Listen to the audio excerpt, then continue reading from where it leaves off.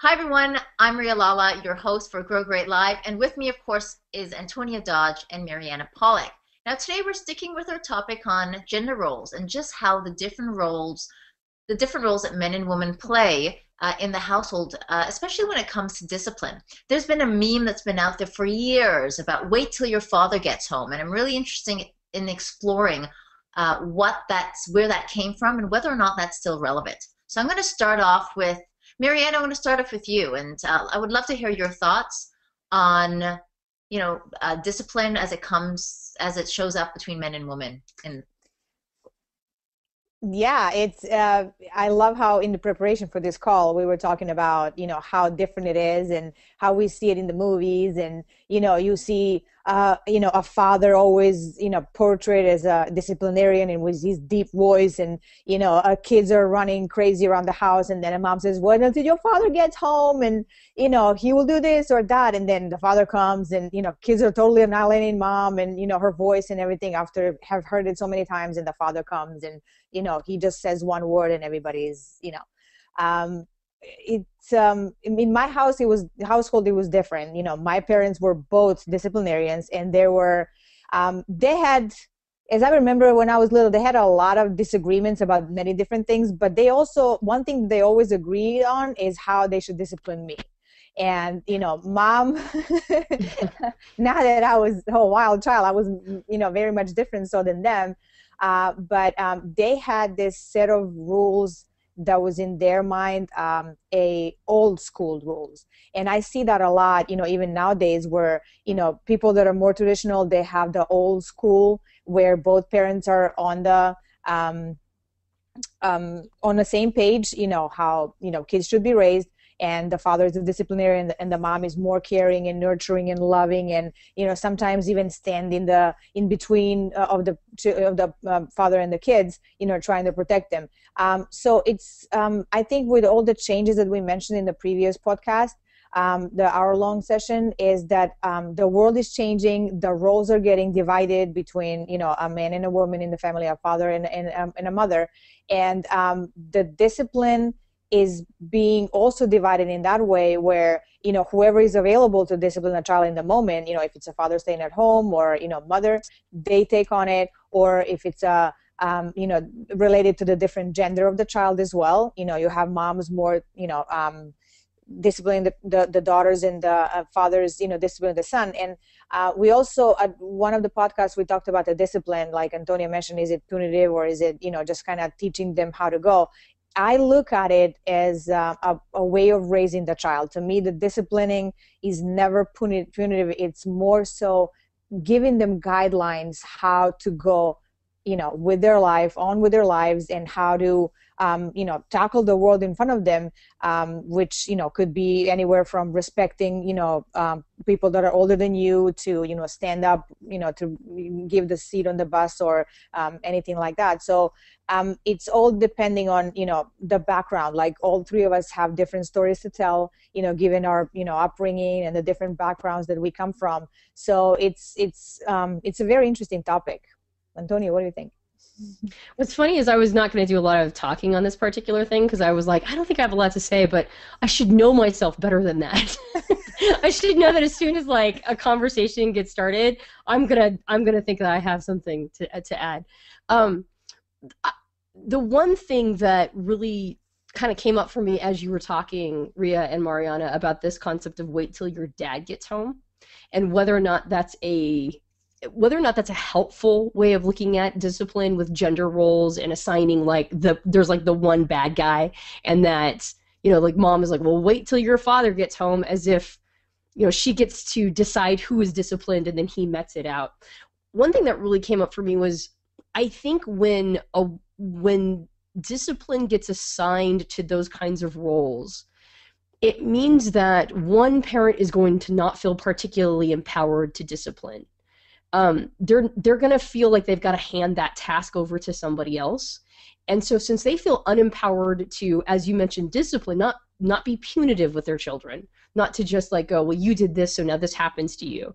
But if they don't feel empowered to discipline, what I've noticed is that you can almost spot those, in particular, let's pretend it's the mom. you can spot those women because they end up doing lots of yelling.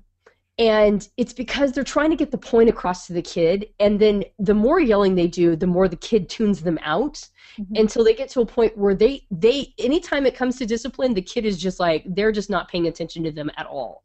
And so then, of course, in frustration, now it escalates, right? And now it's like taking, like now it turns into more physical, possibly forms of discipline, and then it turns punitive because the discipline isn't there. It's an attempt to feel like you have some power over this kid, but if you ultimately believe that that's not your role, to met out discipline, wait till your father gets home, then you're not going to feel empowered to discipline at all. And I think acknowledging that both parents have a strong role in discipline, acknowledging that both of them should be playing a part in, as you mentioned, guiding the child or the children to becoming, like productive members of society at the minimum, and at the maximum becoming real contributors to the world. Both parents, I believe, need to feel empowered to discipline. The idea of handing it off to the other person, I think it just ends up stripping one of the parents from the ability to feel like they're making an impact at all in their children's lives. Mm-hmm. Yeah, excellent points. I'm thinking about the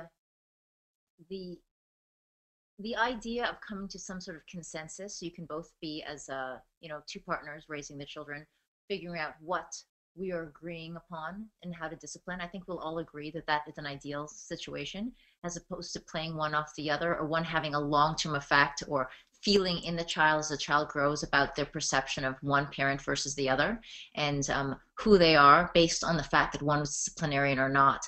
But I can't think of every situation that could possibly come up when it comes to discipline in the home.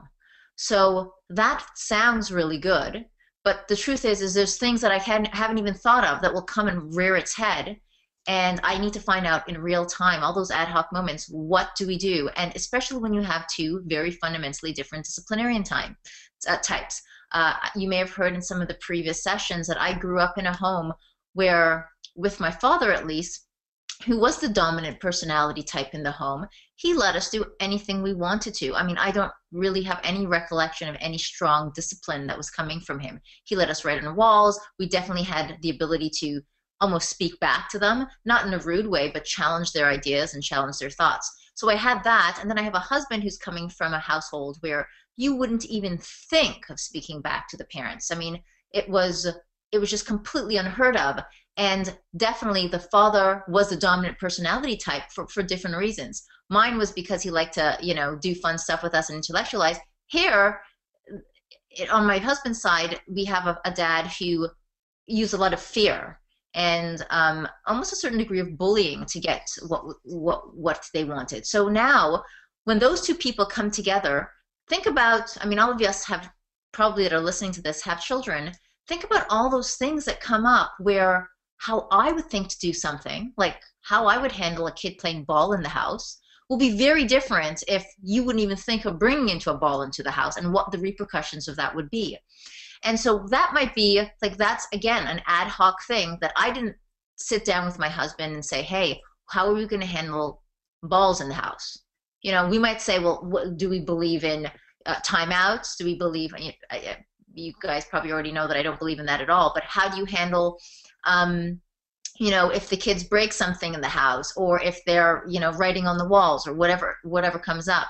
So where I'm going with this is, in those ad hoc moments where something is going down in the household and we need to figure out, like my husband decides to handle it, and meanwhile I'm cringing because I'm thinking that is not going to serve the child best. What can I do in that moment so that I still present a united front and the kids don't learn to play off one parent off the other? And that requires sometimes for me to just eat it for 5 seconds, let the discipline occur, and then afterwards take them aside, and take them aside where it's not happening in front of the child, for them to even know that mom or dad has something to say about that. And that way we discuss it. And the reason why that's useful is, even though you have to suppress that want to dive in and save, even though you think the child is being hurt in that moment, not physically, but emotionally based on the discipline, what you can do is rest back and lean back into this idea that if you're able to translate the benefit and the advantage to their development, and you're able to explain that and pass that on to your partner in a way that they understand, then that partner still has the ability to go back and get down to their eye level and heal that and actually create more intimacy. Because I can't tell you how many times my husband, who's not a strong disciplinarian, but I said, you know what, I've really thought about that, Luke, and I've had a chance to think about why I handled it that way, and I'd like to tell you that I was wrong. And that's a really beautiful opportunity for them to see their father saying that they were wrong, saying that I've learned a new move, and be able to carry that forward. So yes, getting alignment so important, but again, with all these things that can just come left, right, and center, hold your ground, stay quiet for 5 seconds just so they can still present united front, talk about it, and then you never, like there's no statute of limitations for healing a bad situation. I'm a big believer in conflict, so when you have conflict and you get to go back and reinvent yourself because you have some new data that you're putting into the mix and some new wisdom, and they get to see you relent and show up and say sorry, I think that that's magic personally. So that's what I would add with regards to gender. Absolutely, absolutely agree with that. And we actually went through that. And it took me, for both my and my husband, we have a same goal. So whatever it is that we are, disciplining or teaching a child, we have a same goal for them to understand and become, a better person by knowing, what is it that we're trying to teach them. Now, we might have different ways to getting at it. For me, sometimes is raising my voice, or sometimes getting down on my level. For my husband, is more lenient and explaining it in a different way, and, kind of spending more time with them and things like that. So when you know the purpose, then it's easier for you to understand the other person's point of view. And like you said, Ria, to be quiet for a second, because they will play parents against each other. I have seen that many times with my kids, with my friends' kids, and with my cousins. They will play a parent. So I always strive to make a point that, to reference the Star Wars, we are a parental unit. So it's, not two, it's one. They're two separate, but it's only actually one parental unit in their eyes. So if they know that this is not going to fly with a mom, is not going to fly with the father as well. And do they still try, even though they know that? Of course they do, because, and in a way, I want them to do it, because I'm finding a fine balance between don't talk back and question everything, because I want them to question everything, but I want him to also do it with respect. So it doesn't come off as talking back with an attitude, but it comes off as, hey, you know what? You said that last time and now it's different. How is it different? Or Dad said this is okay. Why is it not okay with you? And, even further questioning. So yes, be on the same page, by all means. And if you have to bite it, just do it. And it's also a respect to your partner as well.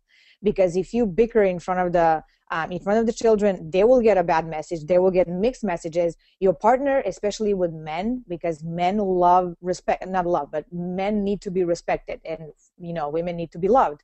Hopefully, we'll get a chance to talk about it in the future in one of the sessions, how that relates. The partners relate with each other. So if you at that moment are questioning your husband's disciplinarian style, you disrespect him, and even even that might not feel to you in that moment as a big of a deal, it is to him. So just make that point as a mom, and then also as a father, let your wife be right. We like that. Antonia, do you have some final thoughts on this? We'd love to hear from you before we wrap this up.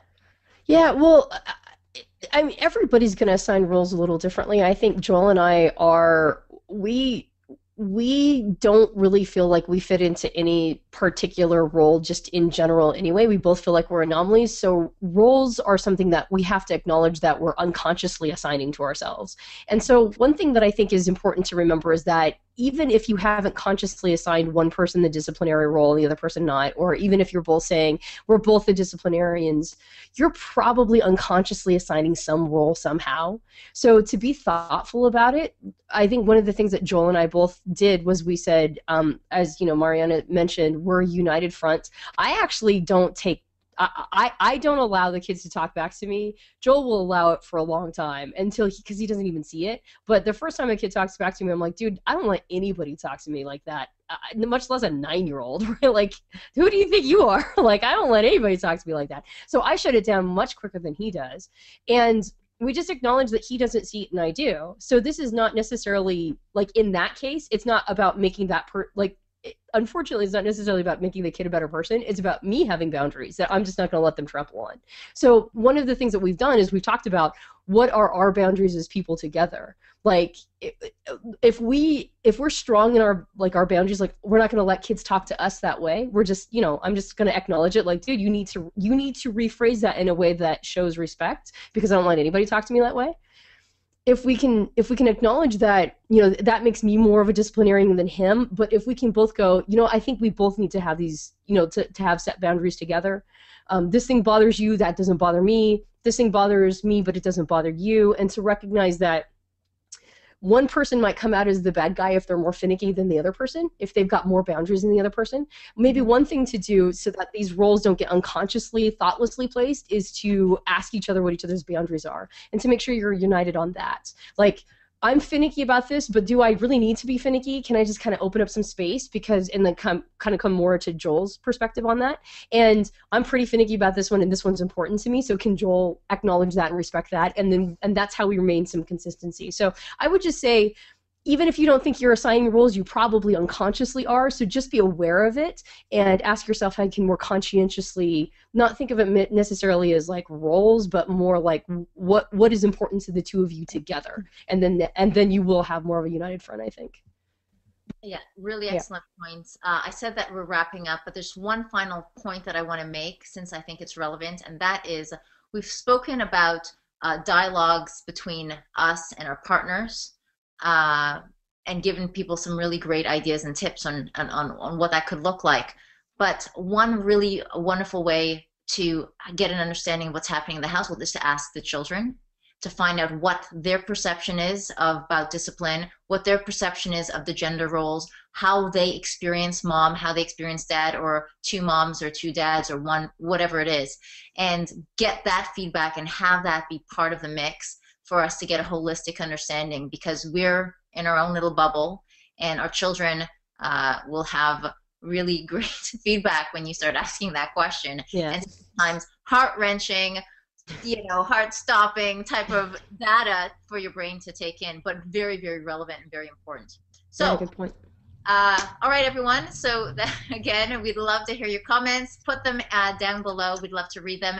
And until next week, we'll see you then.